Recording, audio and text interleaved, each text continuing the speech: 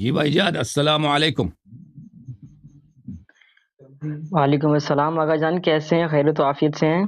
اللہ تعالیٰ آپ کو عزت دے، سلامتی دے، بہت مہربانی آپ کی، خدا آپ کو سلامتی دے، حکم کریں۔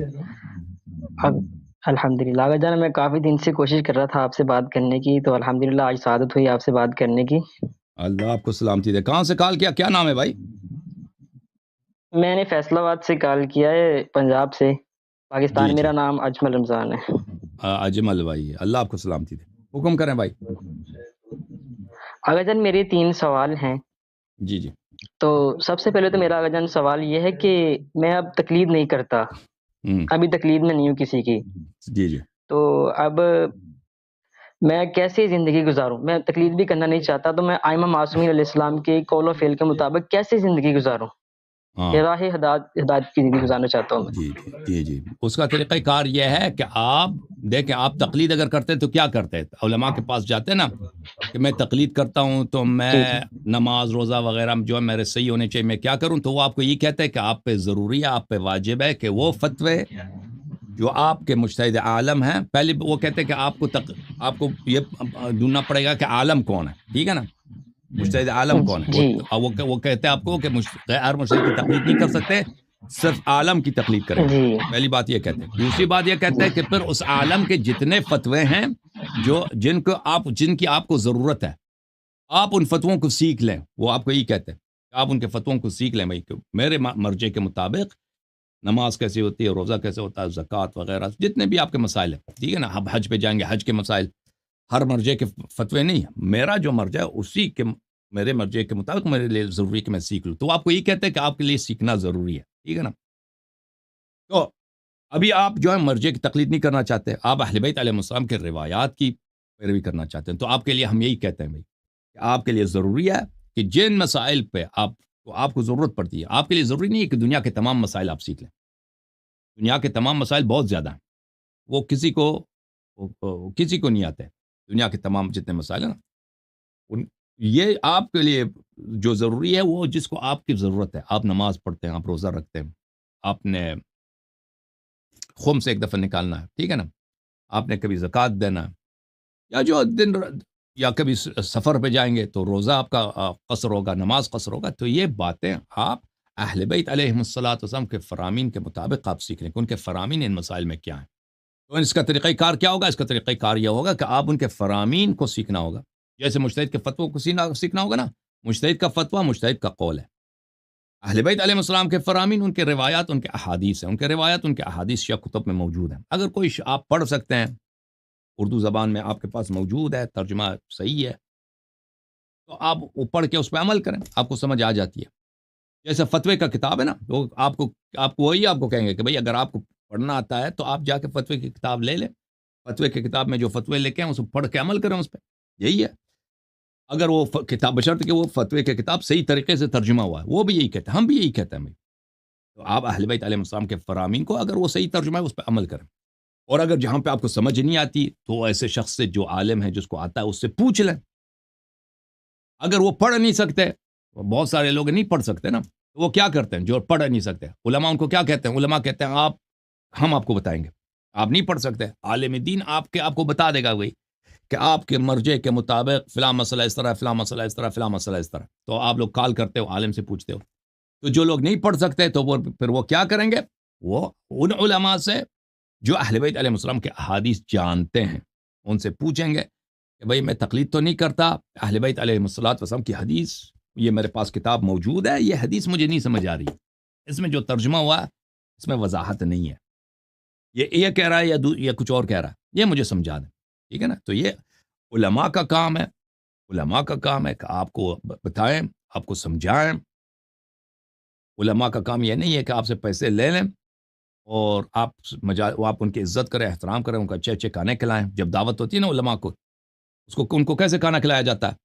بہترین کھانا کھلایا جاتا ہے نا۔ تو ایک عالم دین تھا، وہ کہہ رہا تھا کہ کھانا اگر اچھا نہ ہو تو میں کھا نہیں سکتا، اللہ جانتا ہے، وہی مجھ سے کہہ رہا تھا کہتا ہے میری مجبوری ہے، کھانا اگر اچھا نہ ہو تو میں کھا نہیں، بھائی کھا نہیں سکتا، کیونکہ ان کو عادت ہو جاتی ہے، جہاں بھی جاتے ہیں بھائی ان کا چکن کڑھائی، وہ بہترین لڈو، فلان فلان مٹھائی، سب کچھ ہے، پراٹھے، ناشتے، کھانا اگر اچھا نہیں تو کھا نہیں سکتے وہ، وہ ہمیں بھی یہی ہے، اگر ہمیں ہمیشہ اچھا کھانا کھائیں نا، ہم بھی اگر ہمیشہ بہترین کھانا کھائیں، ہمیشہ 4-5 قسم کے کھانے ہمارے ٹیبل پہ ہو نا، تو اگر کبھی کوئی سادہ کھانا ہو تو مزے والا کھانا نہ ہو تو ہم بھی نہیں کھا سکیں گے، تو ان کو یہ عادت ہو جاتی. تو علماء کو جو آپ لوگ اتنے دیتے ہو، ان سے سب ان کا کام بھی بنتا ہے نا، پیسے ان لیتے ہیں آپ سے، عزت وہ آپ سے لیتے ہیں، آپ کے عورتوں سے وہ متے شتے کرتے ہیں، ٹھیک ہے نا، چپ کے آپ کو پتہ بھی نہیں چلتا بیچارہ شیعوں کو. اگر کوئی بیوہ وغیرہ شہر کے عالم نے پہلے سے اس کو کر لیا ہوتا ہے، یہ تو بہت ہوتا ہے. تو یہ سب کرتے ہیں، تو ان کو کیا مرض ہے کہ حدیث نہیں سنا سکتے؟ آپ کو مارے جوتے مارے کتوں کو. ہمیں اہل بیت، تم کام کس چیز کے ہو؟ تم مولوی ہو؟ اہل بیت علیہ السلام کے فرامین اگر ہمیں نہیں سکھا سکتے تو یہ یہاں سے نکل جاؤ، اس شہر سے بھاگ جاؤ یہاں سے، ٹھیک ہے نا. تو تمہیں ایسے علماء کی ضرورت ہے، اور علماء صرف ان علماء کی عزت کرو جو تمہیں اہل بیت علیہ السلام کی باتیں بتائیں. وہ علماء جو نہیں بتا سکتے وہ عالم نہیں ہیں. وہ علماء جو حالات حاضرہ پہ پروگرام رکھتے ہیں، بھائی خدا کا خوف کرو، کچھ اللہ کا یا کرو. حالات حاضرہ کا پروگرام، یہ دین یہی ہے. حالات حاضرہ ہم نے دیکھنا ہو تو ہم وہ بھائی روزنامہ اٹھاتے ہیں. حالات حاضرہ ہم نے دیکھنا ہو، اخبار وغیرہ. ہم عالم دین اس لیے نہیں ہے کہ وہ حالات حاضرہ لوگوں کو سنائے دنیا میں کیا ہو رہا ہے. وہ پتہ، وہ ان کو خود بھی پتہ. سب سے جاہل تو مولوی ہوتے ہیں حالات حاضرہ کے متعلق. دنیا کے متعلق دنیا کا کیا معلوم ان کو، علماء کو. سب سے جاہل یہی ہیں، سب سے بیوقوف یہی ہیں. یہ برین واش زامبیز ہیں جو ایران سے ان کو برین واش کیا ہوا ہے. ان کو حالات حاضرہ کا کیا معلوم. آپ میرے محترم ناظرین، آپ کو اس لیے ایسے دوست بنانے ہوں گے، ایسے لوگوں سے رابطہ بنانا ہوگا جو آپ کو احادیث فرامین اہل بیت علیہ السلام سکھائیں. اوکے، مزید کوئی سوال ہے؟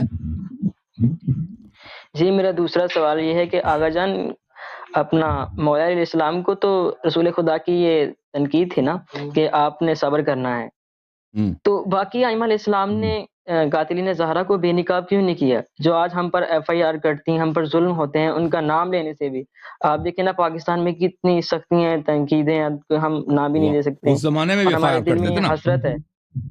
اس زمانے میں بھی ایف آئی آر کرتے تھے نا. اس زمانے میں بھی اہل بیت طاہرین علیہ الصلوۃ والسلام کی روایات میں بہت زیادہ ہے کہ جو تقیہ صرف امام عصر علیہ الصلوۃ والسلام کے عصر میں رفع ہوگا.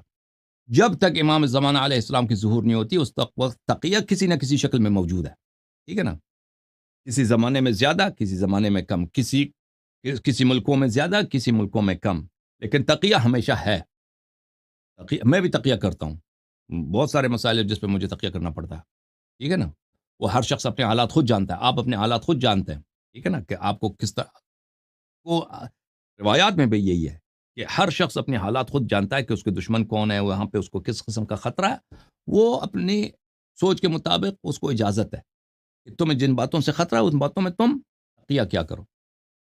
تو میرے بھائی، یہ تقیہ ائمہ طاہرین علیہ الصلوۃ والسلام کے دور میں رہا ہے. اور ائمہ اطہار علیہ السلام کی آپ کی خدمت میں عرض کروں، یہ روایات متواتر ہیں کہ جس نے قیام کرنا ہے. مثلا امام جعفر صادق علیہ السلام کے بارگاہ میں بہت سارے لوگ آتے تھے، مولا آپ قیام کریں، آپ حکومت بنائیں، آپ کے چاہنے والے بہت ہیں. فرماتے تھے میں وہ نہیں ہوں، وہ ہمارے فرزند ہیں، آپ کے 12ویں امام ہیں، وہ امام حجت علیہ السلام ہے. ائمہ طاہرین علیہ الصلوۃ والسلام کا چشم امید، ائمہ طاہرین علیہ الصلوۃ والسلام کے دلوں کی امید کون ہے؟ امام عصر علیہ السلام ہے ہمیشہ سے. امیر المؤمنین علیہ السلام نے یہ فرمایا. حضرت بہت سارے روایات میں میرے عزیزو، حضرت زہرا سلام اللہ علیہا کو جب پیغمبر صلی اللہ علیہ وسلم مصائب سناتے تھے تو حضرت زہرا سلام اللہ علیہ بہت گریا کرتی تھیں، پیغمبر خود بھی گریا کرتے تھے. تو فوراً پیغمبر صلی اللہ علیہ وسلم زہرا سلام اللہ کو یہ دلاسا دیتی تھی، یہ مصیبت اس وقت ختم ہوگا جب آپ کے فرزند، آپ کے 11ویں فرزند، ان کا ظہور ہوگا، ٹھیک ہے نا. تو یہ قیام جو ہے اور کفر و نفاق کا خاتمہ، یہ باتیں کب ہوں گے؟ یہ جب مولا تشریف لائیں گے. اوکے، انشاءاللہ. جی انشاءاللہ. اوکے میرے بھائی، اور ختم ہے آپ کے سوالات؟ جی جی جی، سر، آخری سوال تھا آغا جان میرا. جی بولیں. میرا سوال یہ ہے کہ جو قبر زہرا سلام اللہ علیہا ہے، وہ کیا واقعی تربت گمشدہ ہے اور امام زمانہ کے علاوہ کوئی نہیں جانتا؟ اور بہت ساری روایات ایسی ہیں بی بی فاطمہ زہرا کی مصائب کی جو آج تک ہمیں نہیں سنائی گئیں، کیا واقعی یہ سچ ہے؟ جی، مصائب تو وہی آپ کو سنائی جائیں گے جو سچ ہے نا، جو مروی ہیں. جو مروی نہیں ہے، جو واقع ہوئی ہے اور جو کتب میں درج نہیں ہے نا، یا کتب میں درج تھی ضائع ہو گئی، کیونکہ بہت ساری شیعہ کتابیں ہیں. کیا کہہ رہے ہیں بھائی؟ ایک منٹ. کیا دوبارہ بولیں، کیا بولا؟ میں نے کہا کچھ روایت کہتے ہیں کہ اس لیے نہیں سنائی گئی کہ ہم برداشت نہ کر سکیں شاید مومنین. ابھی بتاتا ہوں. تو بہت ساری شیعہ کتابیں تھیں پرانے زمانے میں جن کو جو ضائع ہو گئی، مفقود ہو گئی. کچھ جلائی گئی ہیں، کچھ علماء کی بھی پرواہ، اکثر بے علماء کی بھی پرواہ، کیونکہ کئی صدیوں سے شیعہ علماء کو حدیث کی پرواہ نہیں ہے. نہ پڑھتے تھے، نہ پڑھتے ہیں، نہ رجوع کرتے تھے، تو کتابیں ضائع ہونی تھی.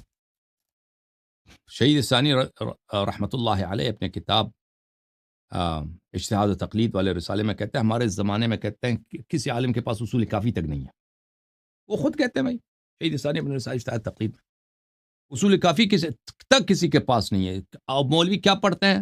کہتے ہیں صرف شرائع الاسلام. شیعہ علماء صرف عرب میں عرب جو علماء ہیں شرائع الاسلام پڑھتے ہیں، محقق حلی کے فتووں کی کتاب، اسی سے لوگوں کو سناتے ہیں حلال حرام کیا، بس ختم. اس کے علاوہ نہ حدیث کچھ بھی نہیں. اور جو عجم کے علماء مثلا ایران کے اور پرانے زمانے ہندوستان کے علماء بھی ایرانی سے آتے تھے، اب بھی ایران سے آتے ہیں، تو وہ صرف کیا پڑھتے ہیں؟ تصوف پڑھتے ہیں، منطق، فلسفہ، تصوف. حدیث وغیرہ کسی کے پاس نہیں ہے. یہ سلسلہ تو صدیوں تک چلا. اگر یہ لازمی بات ہے اس میں کتابیں ضائع ہونی ہی تھی. تو بہت ساری جو اہل بیت علیہ السلام کی باتیں ہیں حلال و حرام میں، عقائد میں، سیرہ، تاریخ میں اور مصائب میں، وہ علماء کی کم توجہی کی وجہ سے، اجتہاد کی مصیبت کی وجہ سے ضائع ہو گئی. اور بعض دشمنوں نے بھی ہمارے لائبریریز وغیرہ جلا دیا. تو وہ لیکن اصل جو بڑا اس میں جو عنصر ہے وہی علماء کی بے توجہی ہے، مکتب اجتہاد ہے. اب اہل بیت علیہ الصلوۃ والسلام کے مصائب جو نقل نہیں ہوئی ہیں تو لازمی بات ہے، ہم تو سب مصائب، کوئی نہیں کہتا کہ سب مصائب نقل ہوئی ہیں. خود بی بی سلام اللہ علیہ نے فرمایا صبت علیہ مصائب ولو انہا صبت علی الجبال علی الایام لسرن لیالیا. اوکے، ہم ان کی مصیبت کو نہیں سمجھ سکتے. اور آپ نے جو فرمایا کہ ان کے مصائب اس لیے نقل نہیں ہوئے کہ لوگ برداشت نہیں کر سکیں گے، مجھے نہیں معلوم، میں نے کسی حدیث میں نہیں دیکھا، ہو سکتا ہے کسی روایت میں ہو. اب آپ نے کہا کہ ان کا قبر واقعاً مخفی رکھا گیا. جی ہاں، ان کا قبر مخفی ہے. ان کا قبر شریف مخفی ہے. کہاں پر ہے؟ ہو سکتا ہے رسول پاک صلی اللہ علیہ وسلم کے ساتھ ہوں، اسی قبر کو کھول کے پیغمبر نے، امیر المومنین علیہ السلام نے ان کو دفن کیا ہو سکتا ہے بقیع میں دفن کیا ہو، اللہ جانتا. ہو سکتا ہے مثلا کسی اور مقام ان کے حکم کو، رسول پاک صلی اللہ علیہ وسلم کے فرمان کے مطابق. بہرحال ان کا قبر جو ہے، تاکہ ظالمین بعد میں ادعا نہ کریں کہ ہم ان کے قبر میں جا کے ان کے نماز پڑھیں گے یا کوئی بھی وجہ، اس لیے ان کا قبر مخفی ہے. اور یہ تشیع یہ ان کی قبر مخفی ہے، یہ خلفاء کی ظالم ہونے کی دلیل ہے کہ ان کی جو وفات ہوئی ہے اور ان کی تیمارداری ہوئی ہے اور ان کی جو تدفین ہوئی ہے، وہ اتنی غربت میں، اتنی تنہائی میں ہوئی ہے کہ وہاں پہ کوئی نہیں تھا ان کا ساتھ دینے والا. اور اس لیے وہ ان کا قبر کسی کو معلوم نہیں ہے کہ وہ نہیں چاہتی تھی کہ یہ لوگ ان کے قبر پہ آ جائیں. یہ جو ظالم ہے جنہوں نے ان پہ ظلم کیا نا، جو بی بی پہ ظلم کرتا ہے، وہ اہل بیت علیہ السلام پہ ظلم کرتا ہے، وہ تو سب جانتے ہیں وہ کافر ہوتا ہے، وہ مسلمان ہی نہیں ہوتا.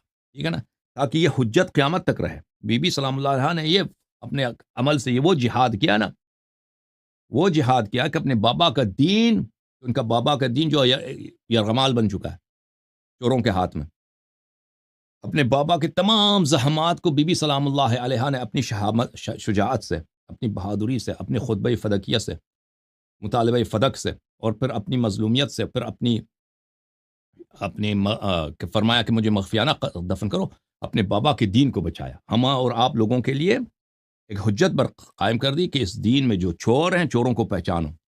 کہ بی بی سلام اللہ علیہ جس سے راضی نہیں ہے کہ ان کے قبر تک آ جائیں اور آخر تک ان کو پتہ نہ ہو کہ ان کے قبر کہاں ہے، تو وہ لوگ مسلمان نہیں ہو سکتے. بہت مہربانی بہن بھائی، اجمل بھائی، اللہ آپ کو عزت دے. خدا حافظ. اللہ آپ کو عزت.